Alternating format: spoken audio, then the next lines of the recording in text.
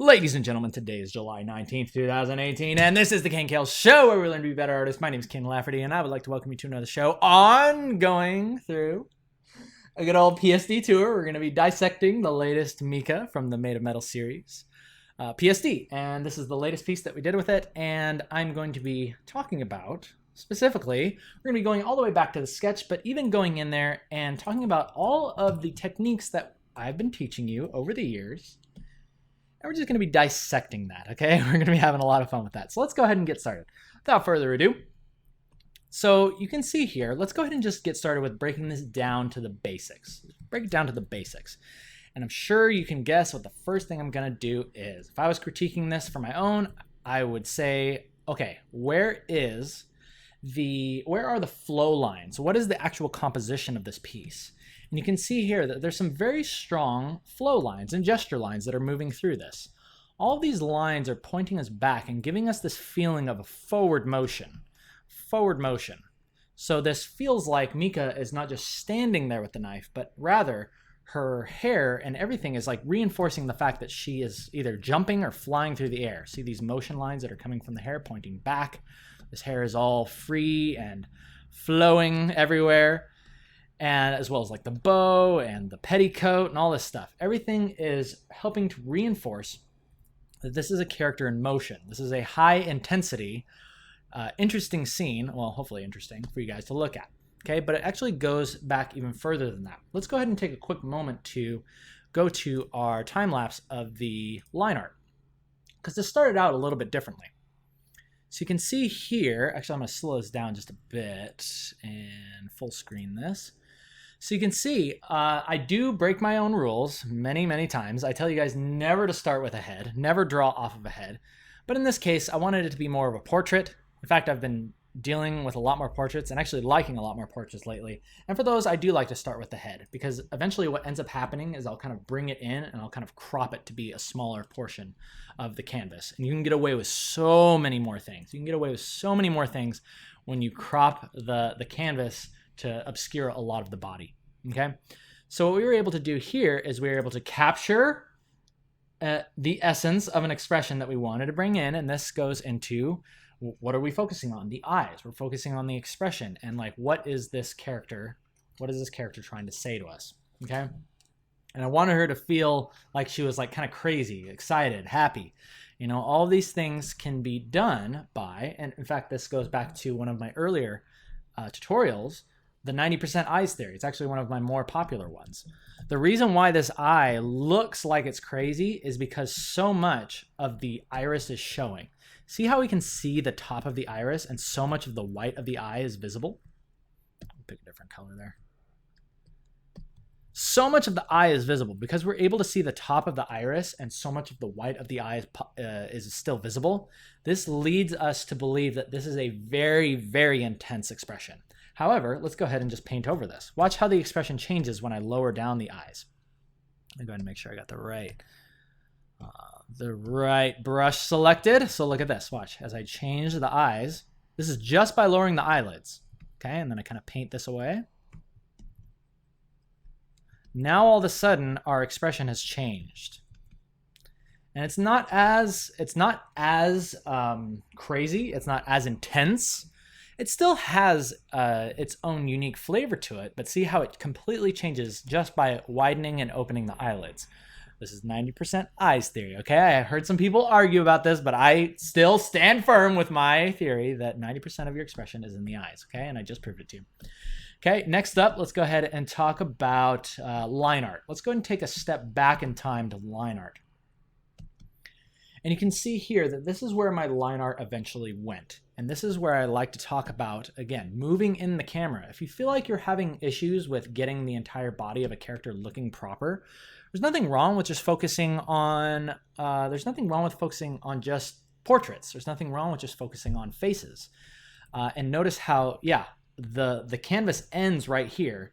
So see how I don't have to worry about, see how I don't have to worry about like where her leg is going, drawing the foot. I don't need to worry about that. I don't need to worry about the rest of this bow. I don't need to worry about the edge of the hair. It's like, actually, most of the time, things below the waist usually tend to give me a lot of trouble, especially when I was getting started in art. And that's why a lot of my art in the beginning stages was just faces. It was just down to like the waist or the shoulders of the character, because I was just interested in faces. I was just interested in capturing expressions and emotions. And I think that's the first thing that I want to talk about as we go into peeling away the layers. Peeling away the layers. This is the color layers. We'll get to that in just a moment. But the main thing, the main meat and potatoes that we want to go in today is all in here. And while I peel away these layers, I want to talk to you guys about this word of advice that I have for you. A lot of artists have been coming to me recently, or I every so often get the familiar struggle, the familiar question of, Keenan, I feel like there's so many fundamentals that I still have to learn about. How do I learn about color? How do I know the right colors to pick? Look, you picked this blue. You picked blue for this highlight, and then right on the outside of it is like this pink, but it looks interesting when it's next to each other. Oh, and you use like this really vibrant pink, and then it goes to like this reddish, and then it gets desaturated and purple. Why are you doing that? That must be another fundamental. That must be another thing I need to add to the list of things that I need to learn to be a good artist. And I'm here to tell you that you can take that list and you can throw it right out the window. And you know what you should be doing? You should be doing the same thing that I was doing for many, many years. And that was just focusing on the things that you want to do. Focus on drawing the character's face. Focus on drawing just a certain part of it. Or focus on just values. If you're interested in creating more finished illustrations, focus on values. Values is a fancy way of saying, hey, take this picture and turn it all black and white.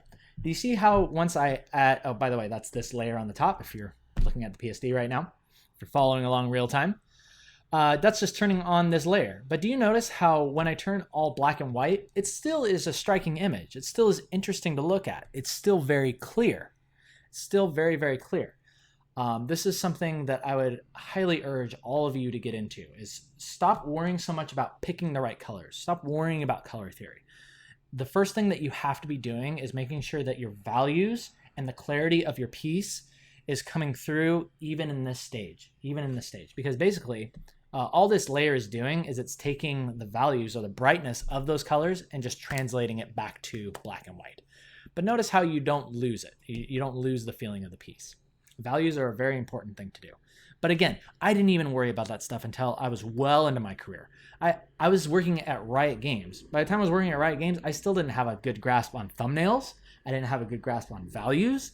I didn't have a good grasp on composition, perspective. There's so many fundamentals that I was still lacking on. But I was strong with my character expressions. I was strong with, well, I was okay with my color. I actually learned a lot about color when I was doing my art test to get into Riot, and that is thanks to my coworker Wes, or coworker at the time, for being patient with me and helping me out with that.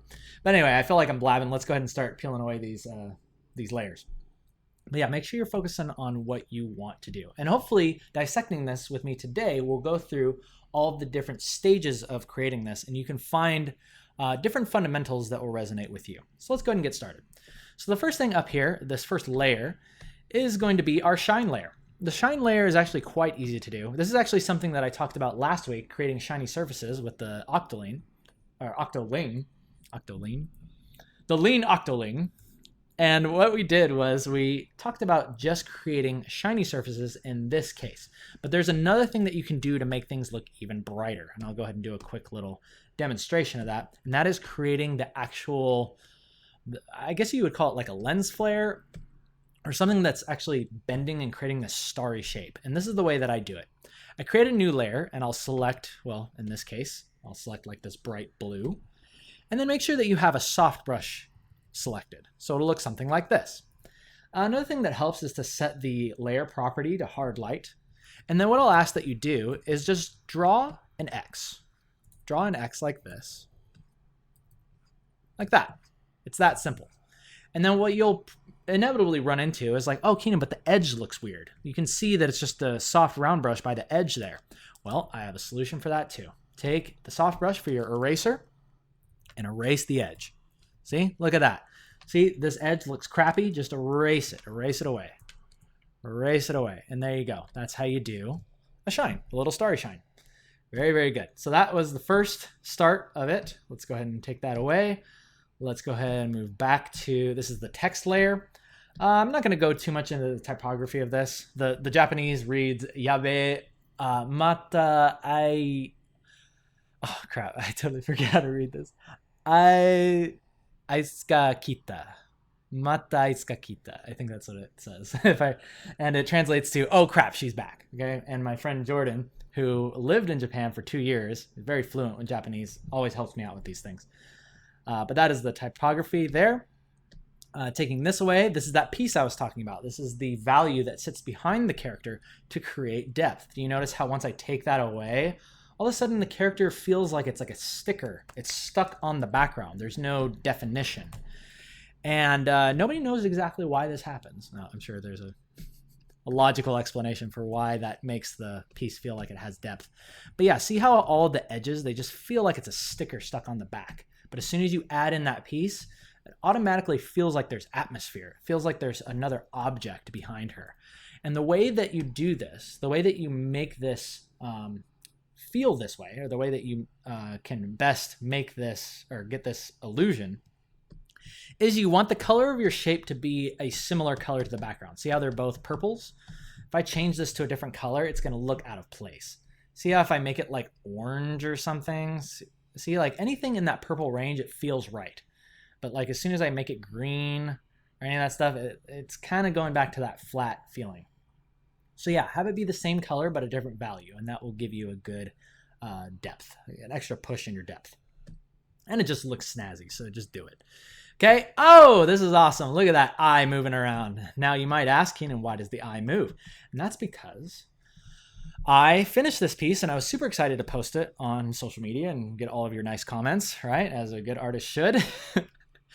But I've been noticing as of late that my pieces tend to, there's always tiny little issues that I'll notice about my pieces at the very end.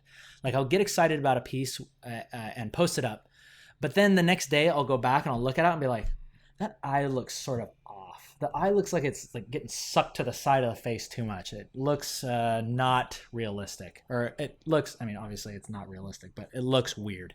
So what I'll end up doing is at this point, all I did was I actually I'll hit Shift Control Alt E to stamp the entire image. See how now everything is on one layer? And then what I'll do is I'll just select that eye. This is the really cool thing about Photoshop. I'll just select the eye and then I'll hit Control J, which duplicates that area that I selected. Then I can go ahead and delete this. I can delete that old stamped image. And what I have now is just a stamp of the eye.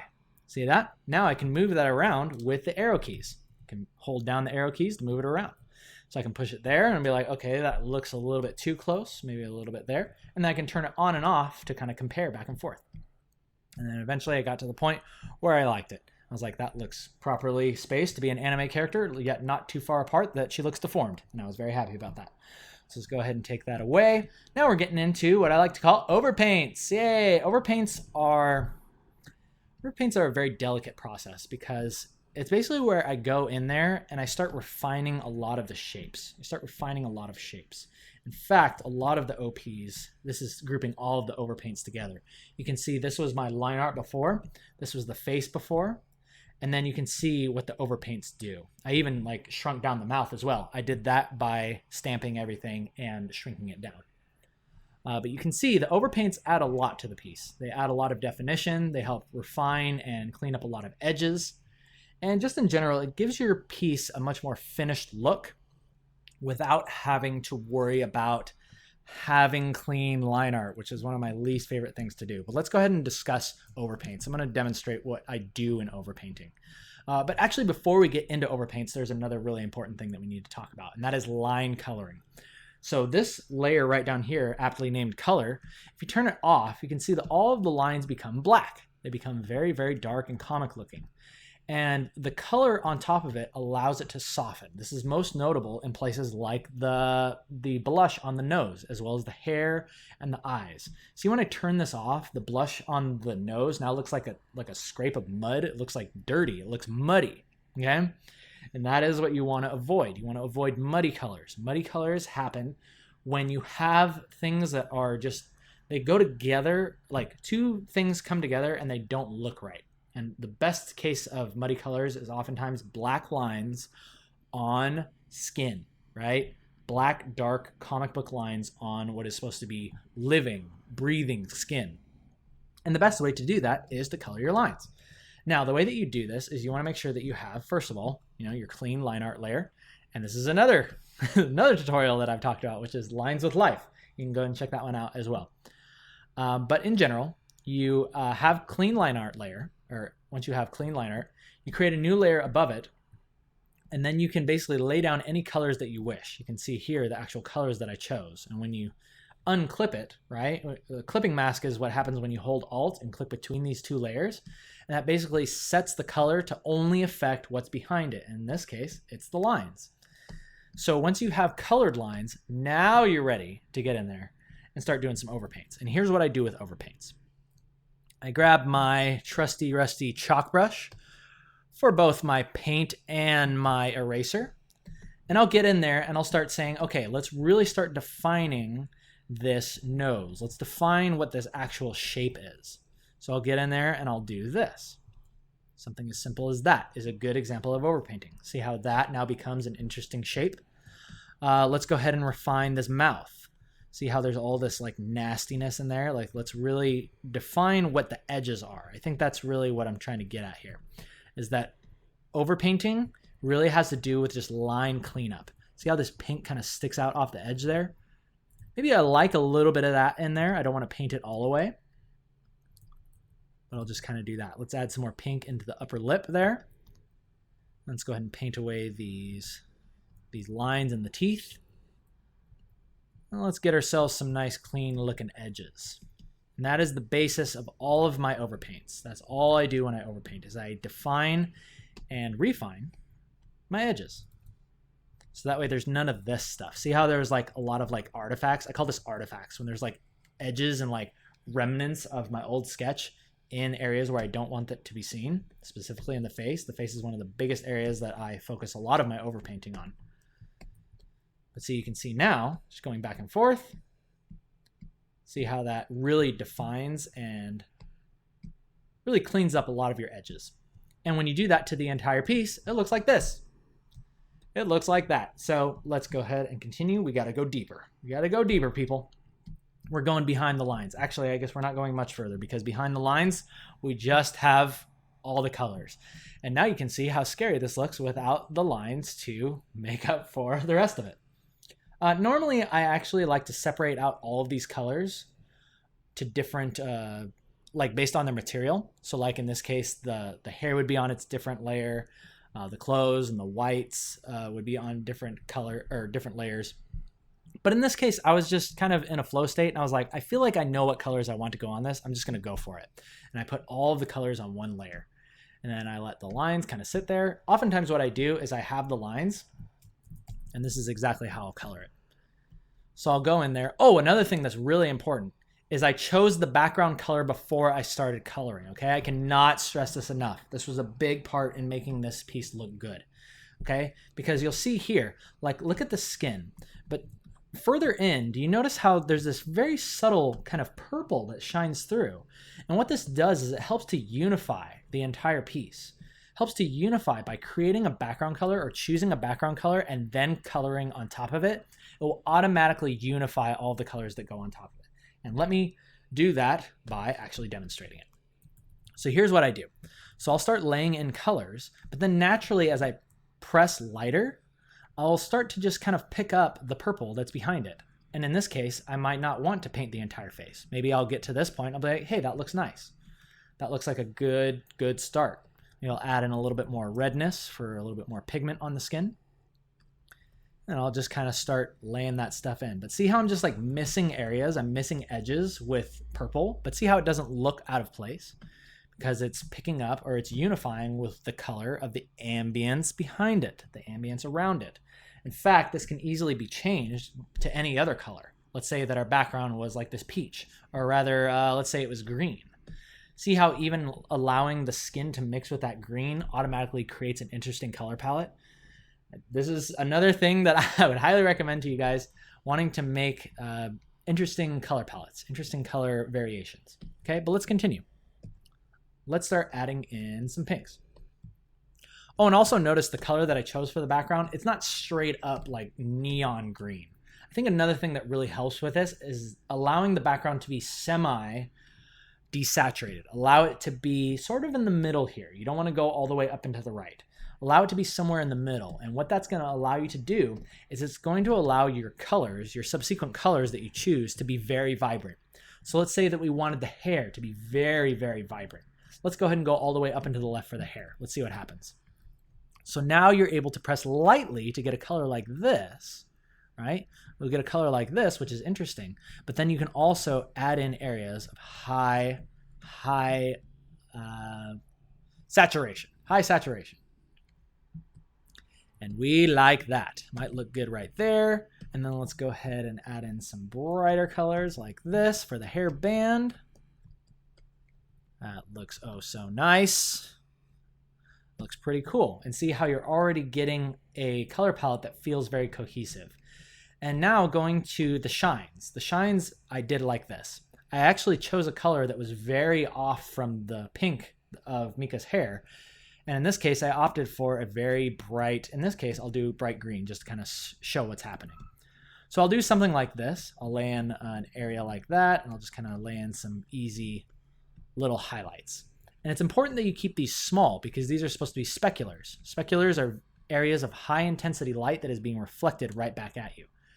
But the other important thing that you must not forget is the transitionary color. In this case, I'm going to choose a red. Now put that red around the edges of the highlight of the specular. And what you'll have is something that's nice and enclosed and controlled, but it still looks nice in the piece. And that's how I did the highlights on Mika's hair.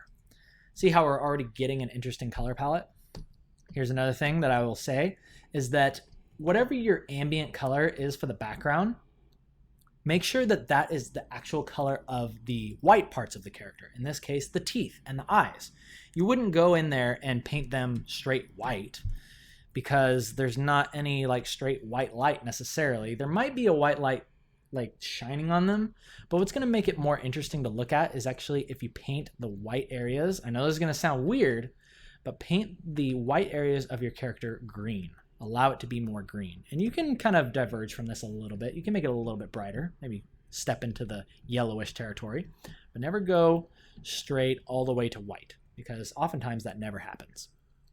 Okay, so maybe something like this, and then for our shadow color, we can hue shift over to blue. So something like this might give us an interesting look. Nice, nice, nice, nice.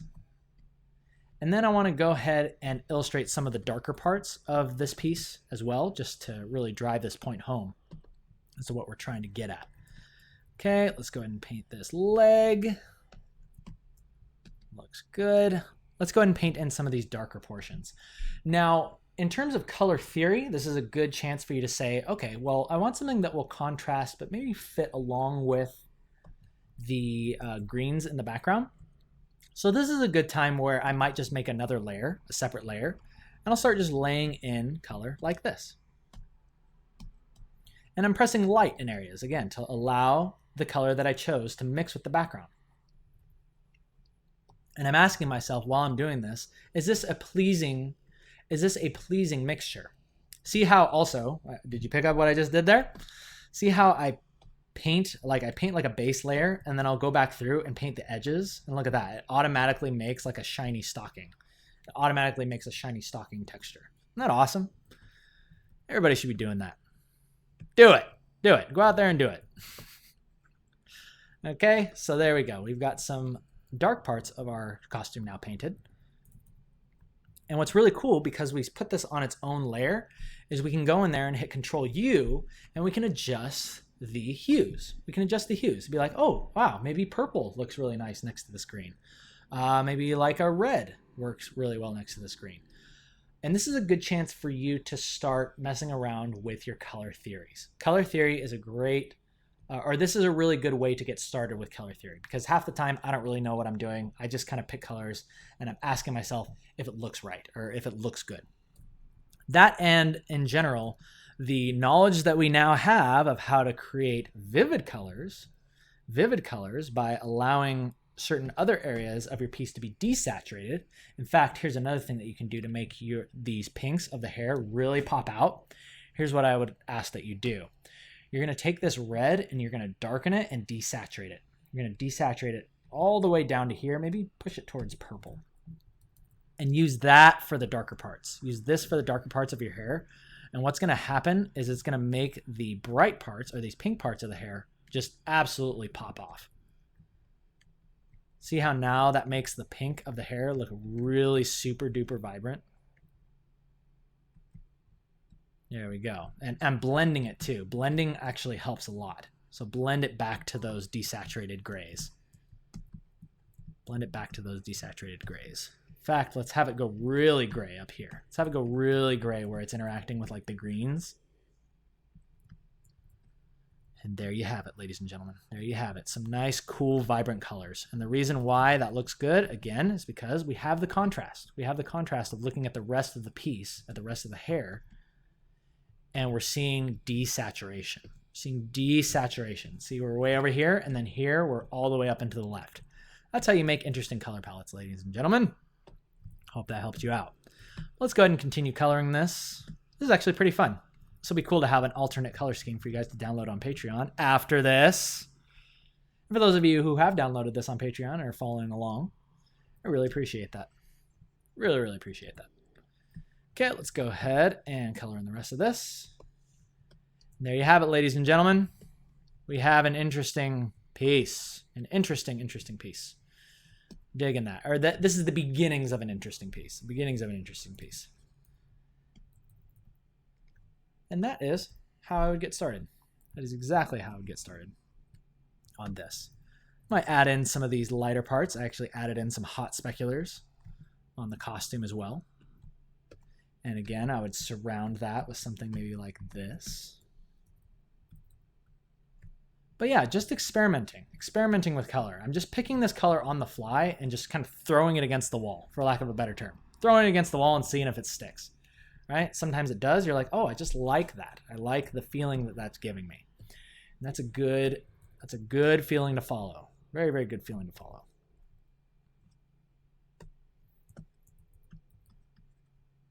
So yeah, I guess what I was getting at with today's episode is that I want you guys to get out there and really start. If you are interested in color, this is a good way to get started with it. And don't be afraid to get in there and use some crazy colors. But know that the balance comes in by allowing other variations of those colors to exist. Allowing other variations of saturation to exist, more to the point. Allow different saturations to exist in your piece and you'll automatically have a more pleasing palette. Worry less about if it's the right color, if they go together. Just focus on saturation. Just focus on saturation and using different saturations. And I think you'll have yourselves a good time with that. Alrighty, ladies and gentlemen, with all that out of the way, we're going to go ahead and end today's show. Hope you guys had a great time following along with me. As I say all the time, if you would like to download this PSD, as well as all the other PSDs, you can either click up here or down in the description. Take you over to Patreon. And yeah, I highly recommend you get in there. I will post this alternate color palette as well as the actual finished version up there for you guys to dissect and have fun with on your own time. So yes, thank you guys so much for joining me. Thumbs up if you like it, thumbs down if you don't. My name is Kienan Lafferty. I'll leave you with some love and lane. And until next time, you guys take care. See ya.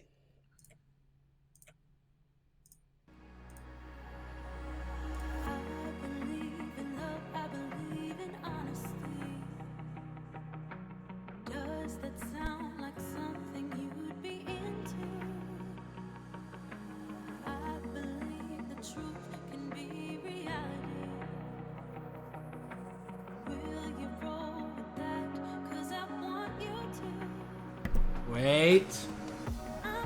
The music playing. Where's the music? Oh, the music is playing. Okay, we're good. I thought the music was not playing. I just had my volume turned down. We're good. That's cute. I like that girl with the knives. She's got two knives. She's like Mega Mika. Super Saiyan Mika.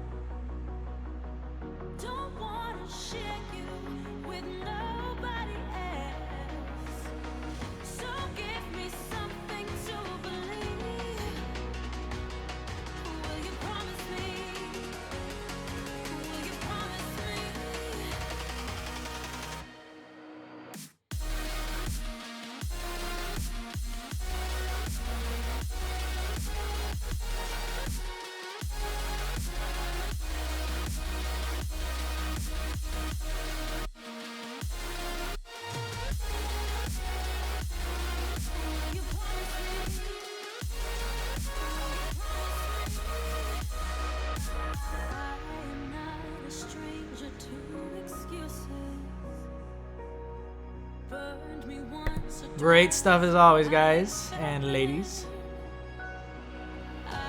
Everyone's art is improving so much. It just makes me so happy. Makes me so happy that I can even say that I may have inspired some of you guys. Alrighty, people. Take care. Till next time. See you later.